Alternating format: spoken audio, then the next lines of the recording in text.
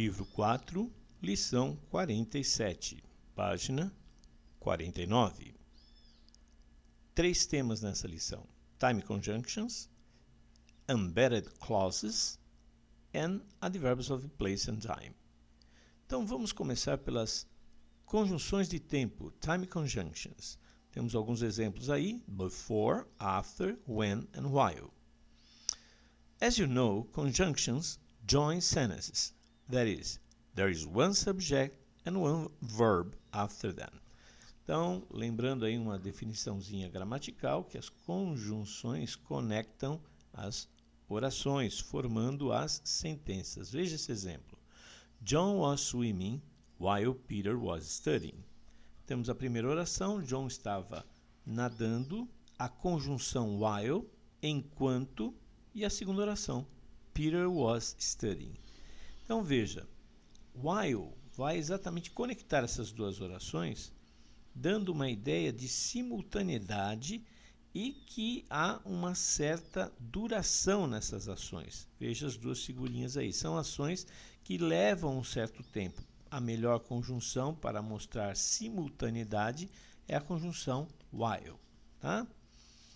Muito bem.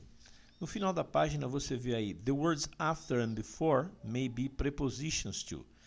Quer dizer que, além da função de conjunção, essas palavras after, que quer dizer depois, e before, que é antes, elas também são utilizadas como preposições. Então, elas têm dupla função. Lembrando, nós vimos em lições anteriores, preposições estão sempre conectando um substantivo, um nome, ou seu representante. Aqui não, hoje nós estamos falando de conjunções, que pertencem à família dos conectores. Elas conectam, mas elas conectam o quê? Um sujeito e um verbo, ok? Essa é a definição de conjunção.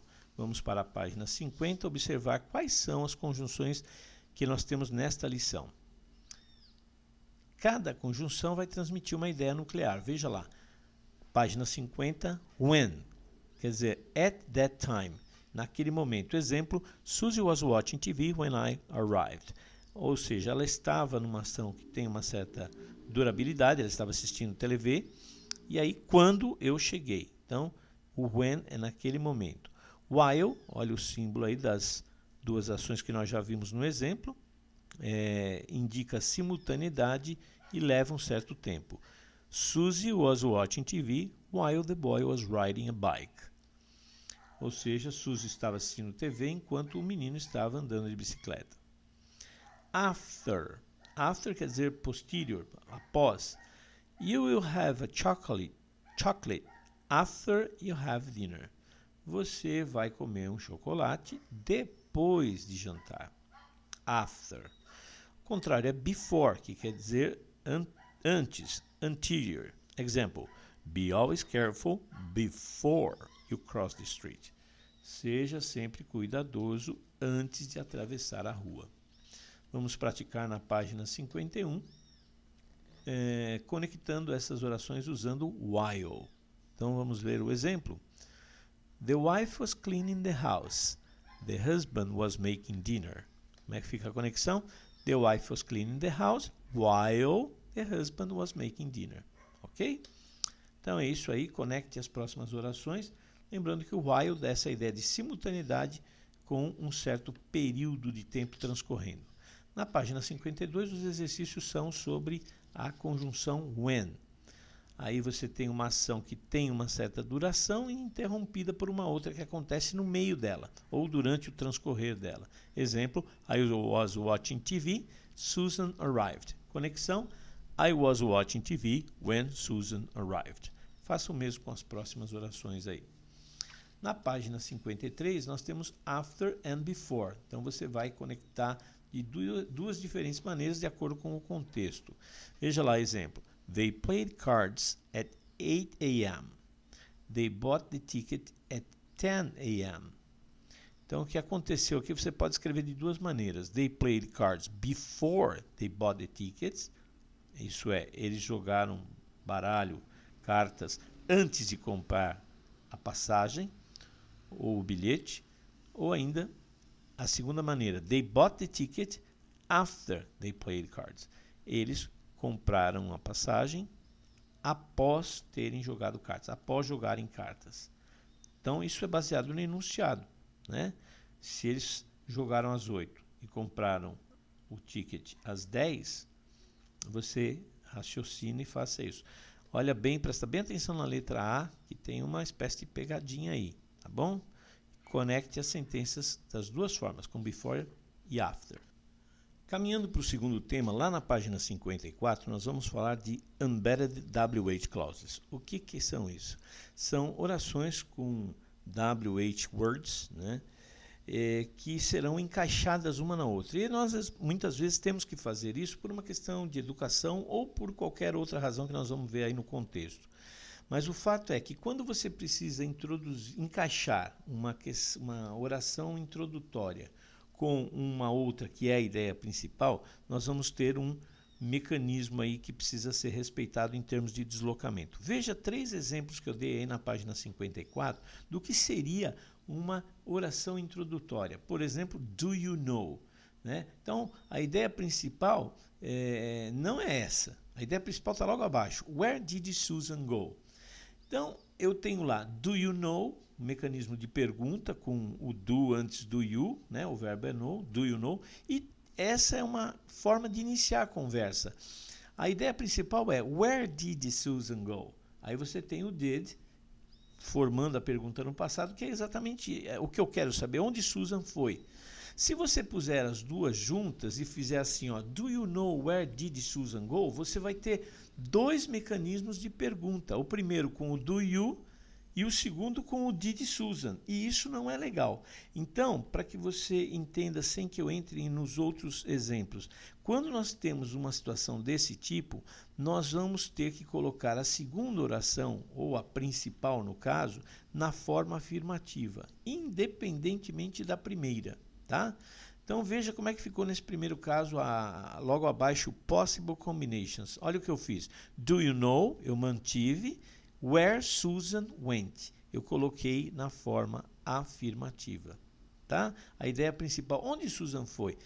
Então eu tenho agora as duas orações conectadas pelo where, está fazendo um papel de conjunção aqui, formando uma única sentença.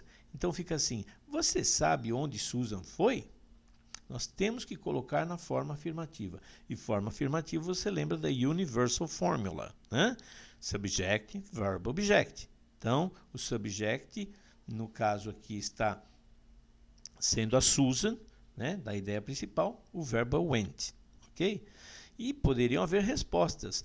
I don't know where Susan went. Eu não sei onde Susan foi. Or, I know where Susan went. Então, o fato é o seguinte, eu dei uma justificativa do porquê a segunda sentença vai na afirmativa. E isso acontece sempre. Sempre que você tiver uma oração introdutória, seja ela interrogativa, negativa, afirmativa, não importa. O que interessa é que depois, na segunda parte, vai ser sempre afirmativa. Ok? Vamos para a página 55 praticar um pouquinho isso aí. Olha lá. Make one question, follow the examples. Então, faça uma única pergunta, siga os exemplos. Primeiro, when did she go to London? Do you know? Conexão. Do you know when she went to London? Segunda, why did they buy that car? Can you tell me? Can you tell me why they bought that car? Você vê que no segundo exemplo agora, nós pusemos uma introdutória diferente. Foi can you tell me? Então, pode ser can you tell me, do you know, do you remember e outras, né? Mas o importante é que a segunda parte vai na afirmativa. Nós estamos utilizando para as ideias principais dos verbos no passado para você perceber essa mudança que acontece. Alright? Vá lá em frente na página 55 e resolva os próximos exercícios. Temos também na página 56 mais exemplos, exercícios sobre isso. Make one statement. Então nós temos lá, what do they play? Essa é a pergunta principal. E você vai conectar com a introdutória I don't know, que é eu não sei. Então vai ficar assim, ó, I don't know what they play. Por que é they play? Porque a pergunta está no presente, ó, what do they play? Então o que eles jogam? I don't know. Conectando, I don't know what they play. O mesmo vai acontecer com as demais orações aí, tá? Na página 56. Veja mais um exemplo extra aí da letra A. Who does Ellen like? Pergunta no presente. I'd like to know. Eu gostaria de saber. Então, mantém I'd like to know. Who, e aí bota o Ellen. Como é que fica aí na afirmativa? Lembrando, presente afirmativo, Ellen é she, vai ter que colocar um S, tá? Então, vai em frente e vamos verificar em sala de aula como é que ficou isso. Página 57, vamos falar do último tema da lição, que são advérbios de lugar e tempo. Adverbs of place and time. E, de novo, falando em posicionamento, nós temos batido muito nessa tecla nas últimas lições. Posicionamento novamente. Se você tiver dois advérbios, tá? Um de lugar e um de tempo, principalmente no inglês americano, a sequência é essa. Você vai colocar primeiro o de lugar e lá no fim da sentença o de tempo, tá? Então, olha a introdução aí. As you know, adverbs add information to verbs. Example, I study here. This adverb tells you where I study. It's an adverb of place. I study in São Caetano do Sul.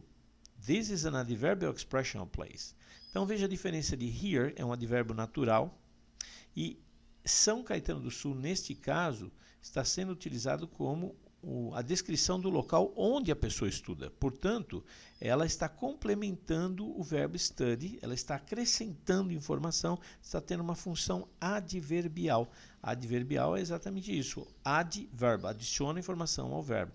Então, I study in São Caetano do Sul, essa expressão é uma expressão adverbial de lugar. E, finalmente, I studied yesterday. This adverb yesterday tells you when I studied. Então, aqui é um advérbio agora mostrando a questão do tempo. Quando foi que eu estudei? Então, é um advérbio de tempo.